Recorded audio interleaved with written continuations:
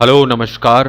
मैं हूं अमित दीक्षित और आप देख रहे हैं इस समय एडी एजुकेशन टेट और टीचिंग एग्जाम्स के लिए फ्री एजुकेशन चैनल।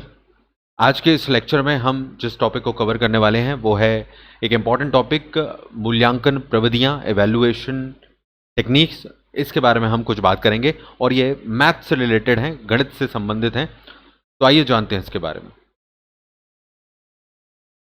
मूल्यांकन प्रविधियां यानी कि एवेल्युएशन टेक्निक की हम बात कर रहे हैं।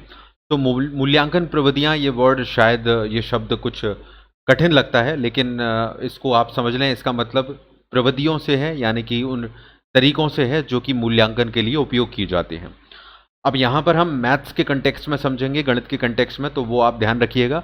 हालांकि आप इसको किसी भी सब्जेक्ट में अप्लाई कर सकते हैं अपने कॉमन सेंस को यूज़ करके। तो मूल्यांकन प्रवृत्तियों का मतलब सिंपल भाषा में अगर हम समझें तो वो तकनीक, वो तरीके हैं जो हम मूल्यांकन के लिए इस्तेमाल कर रहे हैं।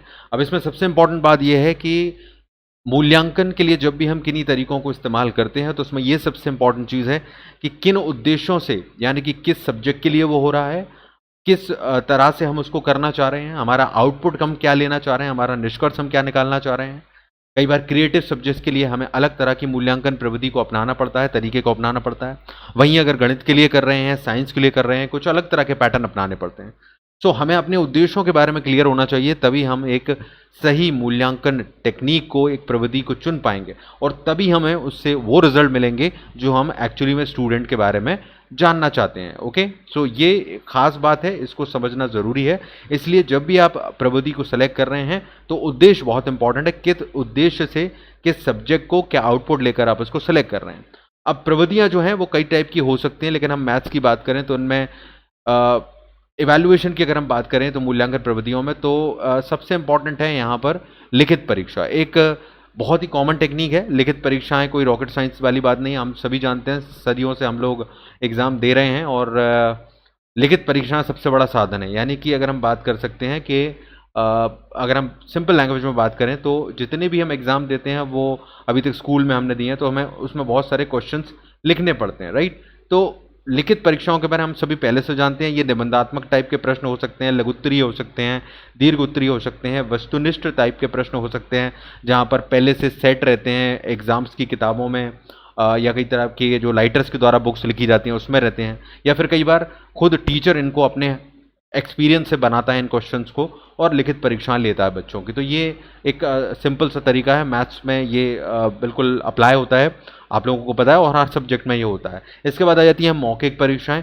तो ओरल एग्जामिनेशन की हम बात करें तो इस तरह की जो परीक्षाएं रहती हैं ये भी खास हैं। जब हम कुछ चीज़ों को भाई रिटन फॉर्मेट में नहीं इवैल्यूएट कर सकते, कुछ चीज़ें हमें ऐसी होती हैं ना जो हम लिख कर किसी बच्चे की एबिलिटी नहीं पहचान सकते, तो ऐसे कई सब्जेक्ट हैं, ऐसे कई पक्ष हैं किसी भी सब्जेक्ट में, या गणित में भी अगर हम लेकर चल रहे हैं, गणित को एस्पेक्ट लेकर चलें, तो कई चीज़ों में हमें मौखिक रूप में उस चीज़ को पूछना पड़ता है ना। ऐसे कई डिस्कशंस होते हैं, वाद विवाद के तरीके होते हैं, प्रेजेंटेशंस होते हैं, और जब हम उसमें ओरली बच्चे से इंटरेक्ट करते हैं, बातचीत करते हैं, तो हमें समझ में आता है कि वो इन चीज़ों में कैसा है, राइट। तो ऐसी टेक्निक्स का भी हम इस्तेमाल करते हैं। मौखिक परीक्षाएं एक बहुत ही आम सी चीज़ है। आगे और बात करें यहाँ पर, आगे सिंपल सी बात है, प्रयोगात्मक परीक्षाएं। प्रयोगात्मक परीक्षाओं को लेकर हम चलेंगे। ये भी एक बहुत ही कॉमन फैक्टर है। हमने स्कूल्स वगैरह में रिटन एग्ज़ाम दिए हैं, ओरल एग्जामिनेशंस दिए हैं, और जो प्रयोगात्मक परीक्षाएं जिन्हें हम प्रैक्टिकल, कुछ लोग कहते हैं, कुछ बच्चे, कुछ लोग एक्सपेरिमेंट कहते हैं, कुछ लोग किसी और तरह से प्रैक्टिकल एस्पेक्ट को लेकर चलते हैं। तो गणित में भी वही होता है कि जो किताबी ज्ञान दिया जा रहा है वो एक अलग चीज़ है, और जब हम एक्चुअली में किन्हीं चीज़ों को ऑब्जर्व करते हैं वो प्रयोगात्मक परीक्षाएं होती हैं। ये साइंस में, मैथ्स में, आजकल के टाइम में हिंदी, इंग्लिश सभी में आजकल अपने अपने तरीके से बच्चों को ऑब्जर्वेशन के ज़रिए सिखाने का जो टेक्निक अपनाई जाती है, रियल टाइम एक्सपीरियंस जैसे हम कहते हैं ना, वो प्रयोगात्मक परीक्षाओं के कैटेगरी में आता है। जैसे कि लैब में ले जाकर आपको साइंस के प्रोजेक्ट्स जब करवाए जाते हैं तो उसके एक्सपेरिमेंट होते हैं। आजकल गणित की लैब हो गई हैं, मैथ्स लैब, जहाँ पर हर टाइप के टूल्स एंड टेक्निक्स रहती हैं और बच्चों को सिखाने के लिए कई साधन रहते हैं जिनके ज़रिए प्रैक्टिकली उनको प्रयोग करके सिखाने का मौका दिया जाता है। तो इससे उनकी ऑब्जर्वेशन पावर बढ़ती है और उन्हें सीखने का मौका मिलता है। ये जो नोट्स यहाँ पर लिख रहे हैं उन्हें आप आसानी से बाद में पढ़ लेना। मैं उन कॉन्सेप्ट को आपको बता रहा हूँ जो कि आपको समझने में मदद करते हैं, ठीक है। तो इससे ऑब्जर्वेशन पावर बढ़ती है, तो बच्चों की बहुत सारी मेंटल और फिजिकल जो कंडीशन है वो बेटर होती है और अपने आप में उसको आगे बढ़ने में मदद मिलती है। So this is a basic concept. Notes आप बाद में उसको स्क्रीनशॉट ले सकते हैं या उसको बाद में स्टडी कर सकते हैं, ठीक है। प्रयोगात्मक परीक्षाएं हो गई। इसके बाद अगर हम और आगे चलें तो यहाँ पर है प्रश्नावली, एक टेक्निक है।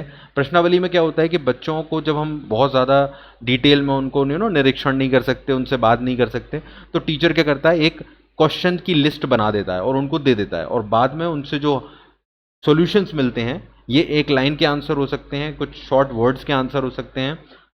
उनको जब वो पढ़ता है टीचर, तो उन्हें समझ में आ जाता है कि बच्चा किसी टॉपिक के बारे में कितना समझा है, या फिर अगर कहें किसी चीज़ के बारे में क्या सोच रहा है। तो प्रश्नावली एक लिस्ट ऑफ क्वेश्चन होती है, क्वेश्चंस की लिस्ट होती है जिसको बच्चा करके देता है, जिससे उसकी रुचि और दृष्टिकोण के बारे में पता चलता है। एक क्वेश्चनरी आप इसको कह सकते हैं। इसके बाद अगर हम बात करें, नेक्स्ट है चेकलिस्ट।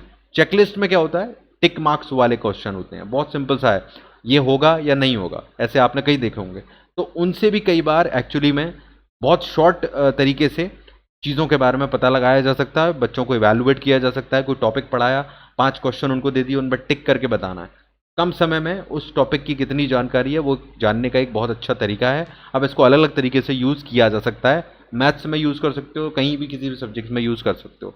अभिलेख का मतलब ये है कि रिकॉर्ड्स, ओके, रिकॉर्ड्स का मतलब ये है कि बच्चा जो भी पूरे सत्र के दौरान जो हम टेस्ट लेते हैं, जिन जगहों पे ओरल, रिटन, हर टाइप के जो एग्जामिनेशन हमने उसको लिए हैं या ऑब्जर्वेशन किया है, और उसके बारे में जो भी रिकॉर्ड्स रखे हैं, उनको एक बार में एनालाइज करके हम ये जान सकते हैं कि बच्चा ओवरऑल पूरे सेशन में कैसा रहा है। तो ये टेक्निक बहुत ज़्यादा अप्लाई की जाती है कि उसके जो पास रिकॉर्ड्स हैं, जो उसने परफॉर्मेंस दी है अलग अलग कैटेगरीज में, उसको हम एवेल्युएट कर लेते हैं और इसके ज़रिए हमें एक सही पिक्चर सामने आ जाती है कि बच्चे का प्रदर्शन एक्चुअली में कैसा है। तो ये रिकॉर्ड के ज़रिए जो एवेल्युएशन की टेक्निक है, एक महत्वपूर्ण अभिलेख है और इसके ज़रिए इसको यूज़ किया जाता है, राइट।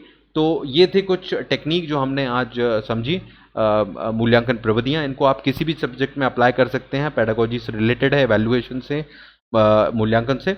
सो आई होप ये समझ में आए होंगे, कई तरह के क्वेश्चन आप इससे बना पाएंगे। आगे भी हम इस तरह के लेक्चर शेयर करते रहेंगे टाइम टू टाइम। आप फ्री एजुकेशन को प्रमोट करिए जिससे कि लोगों को फ़ायदा हो। एंड अगर चैनल को अभी तक सब्सक्राइब नहीं किया है तो आप लोग चैनल से सब्सक्राइब करके जुड़ सकते हैं, और यहाँ पर आप बेल बटन दबा सकते हैं जिससे कि नोटिफिकेशन आपको मिलता रहे। Okay, thank you very much, take care.